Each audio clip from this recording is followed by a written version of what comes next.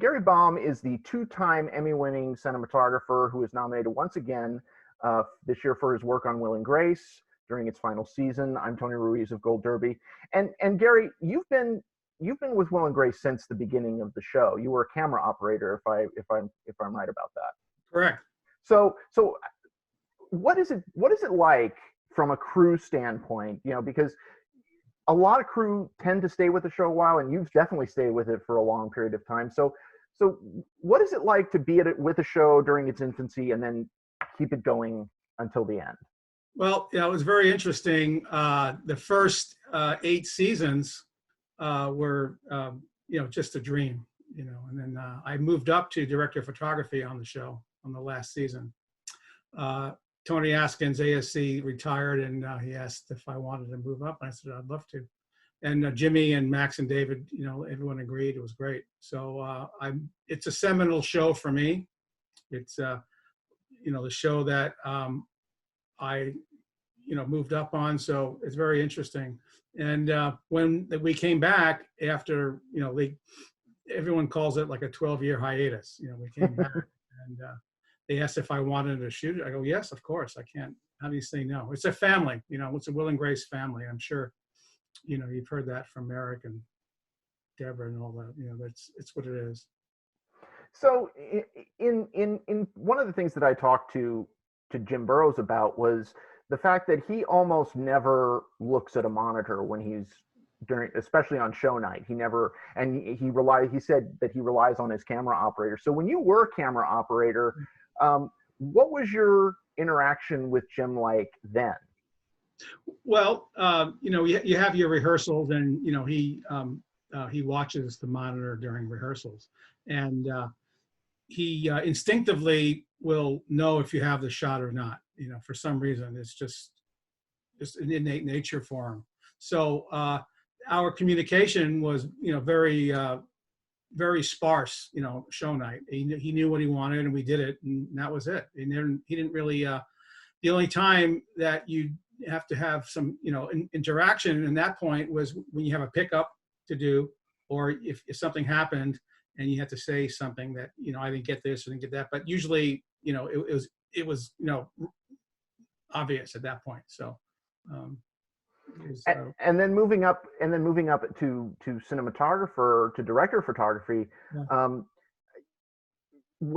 How did your relationship with him change? It really didn't in a whole lot. Jimmy he treats everybody the same way. He'll treat a crew member and he'll treat a studio executive the same way when they come on the stage. How you doing? How are you? And then there's no differentiation. He doesn't have any airs about him when it comes to different crew people or positions. The only thing I was more interacting with him, obviously, as a director of photography the last 15 years, because I'm with him, every day. We're shooting, we're working, 5 days on the show. So you're interacting with him while you're doing rehearsal, and we discuss what we're going to do. But as an operator, you're only on this set 2 days a week. So it's a lot more interaction. And, you realize how much he trusts, his cinematographer, his director of photography. He'll defer to me when we go out to a location, either there or on the stage or, on a lot. And he said, whatever, he'll tell production whatever I want to do first, or whatever is easiest for me, and he'll do. So that's interesting. As an operator, you don't get that. You don't get that leeway, I think for a lot of people, when they think of quote unquote cinematography, they tend to think film and these big outdoor vistas. But I would imagine that there's a unique challenge to shooting a multi-camera show on a soundstage. What are some of those challenges that are unique to that format? Well, you don't have the luxury of doing multiple setups within lighting setups within a scene. So, for instance, if you'll have a scene, a 5-minute scene, we have 4 cameras that are shooting simultaneously. So every camera could have probably 10 to 12 different shots for those 5 minutes. So if you multiply that by 4, you're talking, at least maybe 50 or 60 shots for this scene.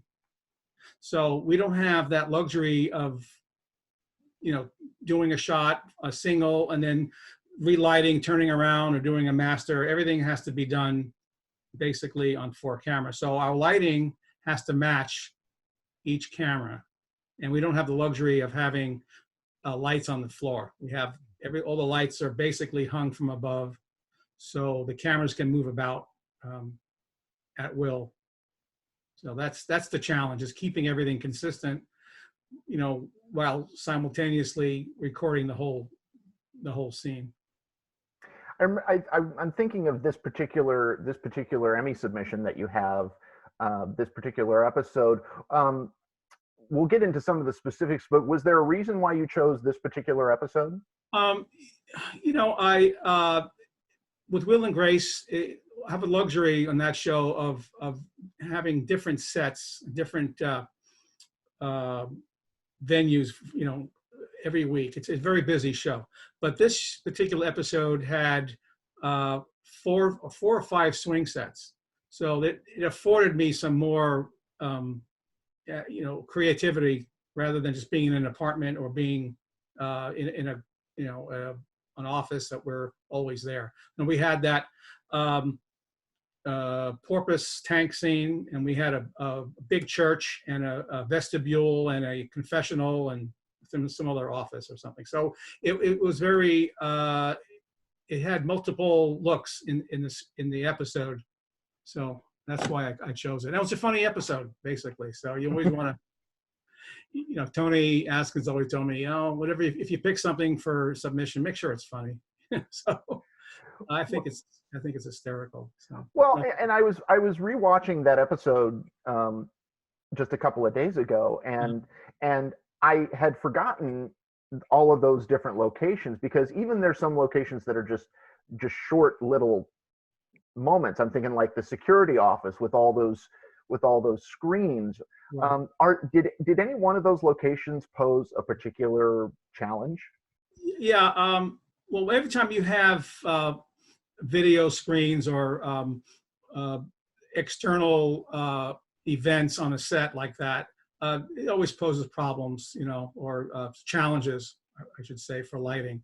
But with the water tank was a little more tricky, because we had to pre-light everything, and from above, obviously, and we had some lights inside the tank. But once the tank was filled with water, and we were rehearsing, and they have the Deborah's in the tank, and we have the animatron porpoise, and we had the puppeteers in the water. You can't really stop to continue to light. You have to accept what you have and try to work around it. So you have to kind of guess. We can't put any ladders in the tank, and we can't reach the lights. So we were able to move a couple of lights around inside the water, but that's it. So that's the challenge, is once you're lit, or once you've lighted the set, you can't change it. So sometimes you have to work within that parameter, or change some sort of blocking. But it worked out pretty well, so we were lucky. Was that water tank scene, was that filmed in front of the audience, or was that a separate filming day? That was a separate filming day. However, we did a I think we did the stunt again in front of the audience, if I'm not mistaken. But most of it was a pre-shoot. We did it for the laughs and whatnot. Yeah, I've been to Deborah didn't go in the water a second time. I've been to several tapings, and one of the things that I've always noticed is just how, first of all, joyous that environment is. When you're on tape night, when you're shooting it in front of the audience, are you on the stage, near the cameras? Are you able to take in all of that laughter? Oh yeah, when we shot film, I was on the floor the whole time. But now, since we shooting digital, I'm in a little smaller area off to the side watching the monitors. But half the time, I'm always out on the floor watching, because I really like to see the performance live, and I also love that energy that the audience really supplies, and the interaction between the actors and the audience is. It's a live event. It's a very special thing. It's like a Broadway show, but we're taping it. So it's cool. I really enjoy that. In over the course of your career, has there been, because you've done several multi-camera sitcoms, have you what is it about that format that you keep loving coming back to? Um, I think I think what it is we're laughing all day long. It's a fun place to be. You go to work and you laugh. And not only you laugh, you're encouraged to laugh. No one telling you to not to laugh or be quiet. So it's the immediacy of it as well, in the interaction with. I always love live performances. Broadway, any kind of live performance. And so this is the closest you're going to get to seeing a live performance in a theater. You literally you're watching it being performed in its entirety, the whole scene. So you're watching it in real time, and that's how it's edited, and that's how it's formatted. So I think for those reasons, I really enjoy it, and it's the challenge of the lighting as well. I think you can't take anything for granted, and like I said, you don't have the luxury of having multiple setups for each camera within lighting setups. That is, per scene. So it's sort of it's a fun thing to do. I just love it. It's a lot of fun. Your first Emmy win, I believe, was for Mike and Molly. Am I correct? Right. That first Emmy win? What did that feel like? Oh, that was a little surprising. Well, they're all surprising. I think anytime that you're being mentioned with in your peers and they validate your work, it's incredible. It was just it was very surreal. I was in the audience and I was just there, and next thing I know, my wife gets me with the elbow and says, "Hey, get up there. You're still sitting here." And I was like stunned. So you have to. That was very cool.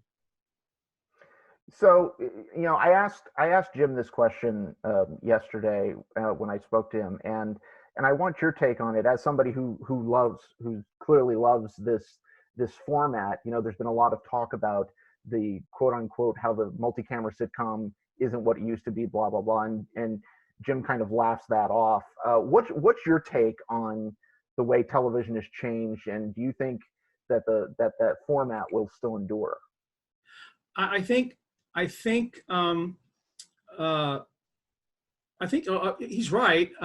It's evolving, but I think what has happened during this COVID-19, stay-at-home business is that you could binge watch anything you want, or you can watch streaming. But when you have a situation comedy that you can laugh, and you can actually have a date with your TV to watch it,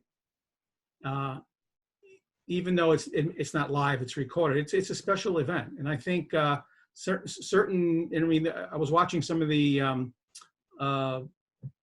ratings for for Will and Grace and for Man with a Plan, which I was doing, and they were better than they were, for the last year, because people were interested in watching. They want to watch something different. They want to watch some immediacy, and I think rather than the news, and I think that's what's going to keep it going, hopefully. So I don't think it's dead. I don't think it's going anywhere. You just need people that are committed to the genre. Well, Gary Baum, congratulations on the Emmy nomination, and best of luck in a few weeks. Everybody go to goldderby.com, make your predictions for the Emmys, and stay tuned for more interviews with Emmy nominees throughout the season. Gary, thank you so much. Thank you, Tony.